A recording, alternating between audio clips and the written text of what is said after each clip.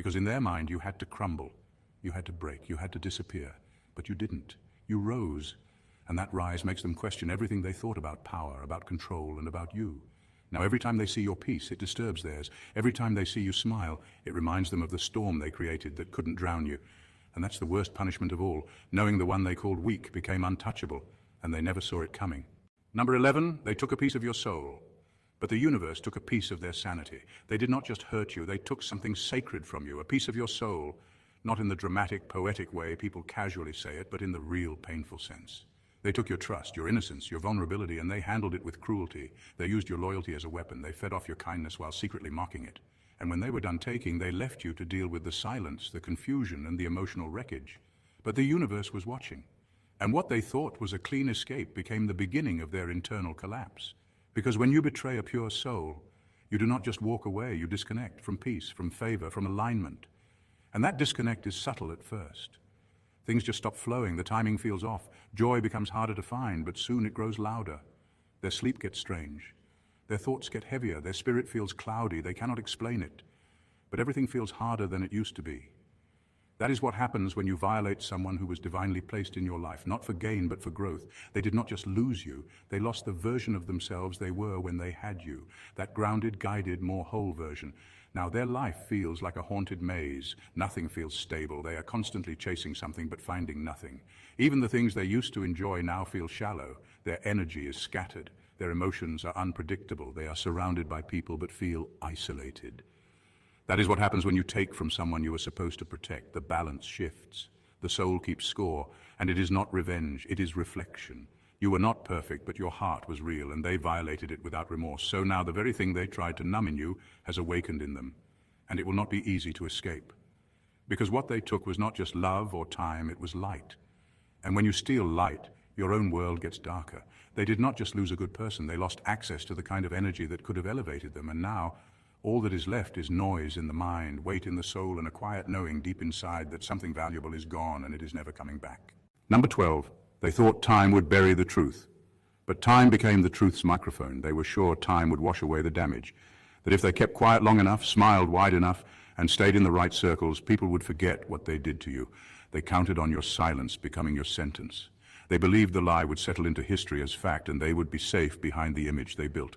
Time to them was a hiding place, a shield. But what they forgot is that time is not neutral. Time does not protect lies. It pulls them apart. As the days passed, cracks began to show, not because you said anything, but because their energy could not hold the weight of their own deception. The mask started slipping.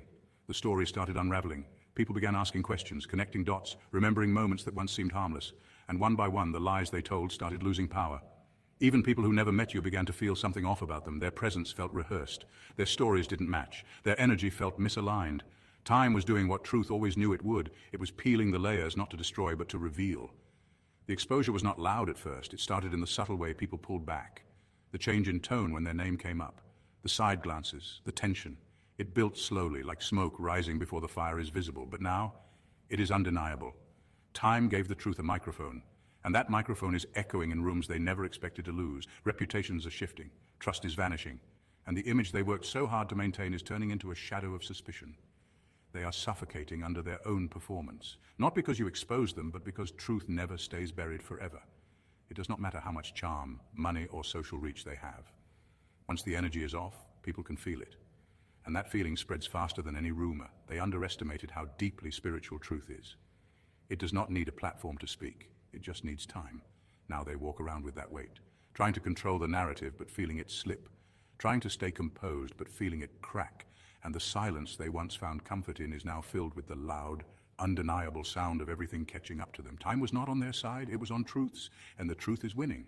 Number 13, they wanted you gone, but God wanted you crowned. They did everything in their power to erase you. They tried to write you out of your own story. The gossip was intentional, the group chats were strategic, the fake concern, the staged sympathy, the crocodile tears. They were all calculated tools in their mission to push you out, to make you disappear, to make people question your worth, your sanity, your integrity. It wasn't just dislike. It was a full-blown erasure campaign dressed up as concern. They wanted you forgotten, replaced, irrelevant, but what they didn't realize is that you were never chosen by them in the first place. You were anointed, not appointed. Your light didn't come from popularity. Your presence didn't depend on their approval. Your calling wasn't something they could vote on. That's why their tactics failed. That's why no matter how many people they turned against you or how many narratives they forced into circulation, you remained, and not just survived, but began to rise. Because what they tried to bury was not just a person, it was divine purpose, and purpose can't be cancelled, not by jealousy, not by envy, not even by spiritual warfare. Now the reversal has begun. Their lives, once loud and admired, are starting to dim. The attention they once basked in feels empty. The praise they craved is being replaced by whispers of suspicion. Meanwhile, you are stepping into light that feels too pure to be man-made, because it is not. It is alignment. It is heaven saying, I saw everything and now it is time. This is divine inversion.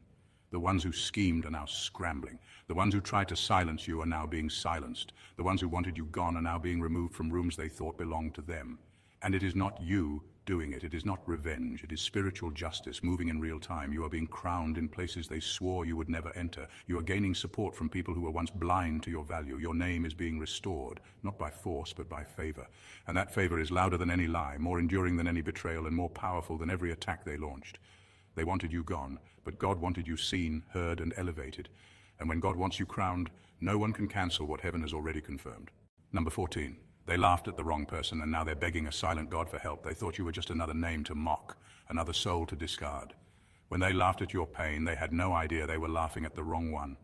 You weren't weak, you were watched, covered, protected, and everything they did to you was being recorded in a realm far above their understanding. It wasn't just cruelty, it was a spiritual test. A moment in time designed not to destroy you, but to expose them. And they failed it, miserably. They thought their cruelty was clever. The laughter, the jokes, the eye rolls when your name came up, the way they dehumanized you behind your back and smiled in your face. They thought you were beneath them, disposable, easy to ridicule, easy to break. But they didn't know who you were in the spirit. They didn't know what you carried. You weren't just someone passing through their life. You were a divine measuring stick, placed there to reveal their heart. And now, their own actions have turned into their prison. Suddenly, everything in their life feels stuck. The doors that once opened easily are locked. The people who used to favor them are distant. Their mind is heavy. Their prayers feel hollow. They're crying, but nothing is shifting. They're begging for breakthrough, but the heavens are silent. Not out of cruelty, but out of correction.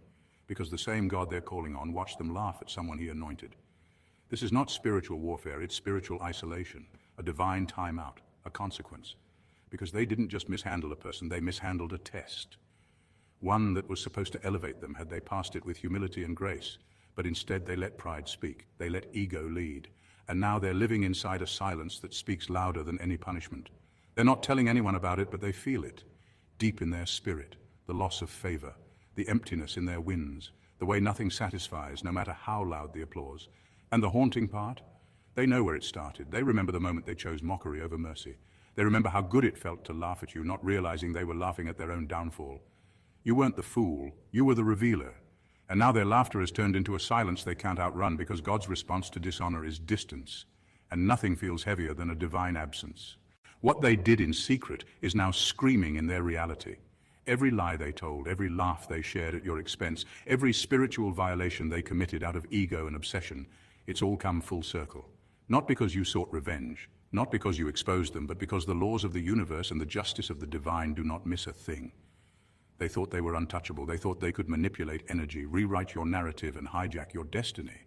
But what they didn't know is you were never theirs to handle. You were assigned, not approved, protected, not performative, anointed, not average. And when someone violates a divine assignment, the consequences don't knock, they enter. What they thought was a clever plan became their own spiritual trap. What they hoped would ruin you became their reflection.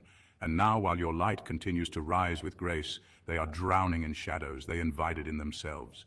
They didn't just mess with a person, they mishandled a test. And that test has now become a mirror they can't look away from. Let them sit in the silence they created. Let them wrestle with the guilt they laughed through. You keep glowing, keep rising, keep healing, because the crown they tried to snatch wasn't handed to you by man. It was forged through pain, protected by purpose, and placed on your head by hands they can't touch. This is not a comeback story. This is divine justice in real time. And the same people who once laughed at your downfall are now being haunted by your rise. Let that be your peace. If this message stirred something in your soul, don't just scroll, let it be known. Hit that like button to show you're walking in truth. Comment below if you've ever seen divine justice unfold right in front of your eyes. Share this video with someone who needs to be reminded that God always keeps receipts. And most importantly, subscribe to the channel and turn on your notifications so you never miss another moment like this. This isn't just content, it's confirmation. And if it found you, you were meant to receive it. Stay grounded, stay glowing, stay chosen. Your story isn't over, it's just beginning.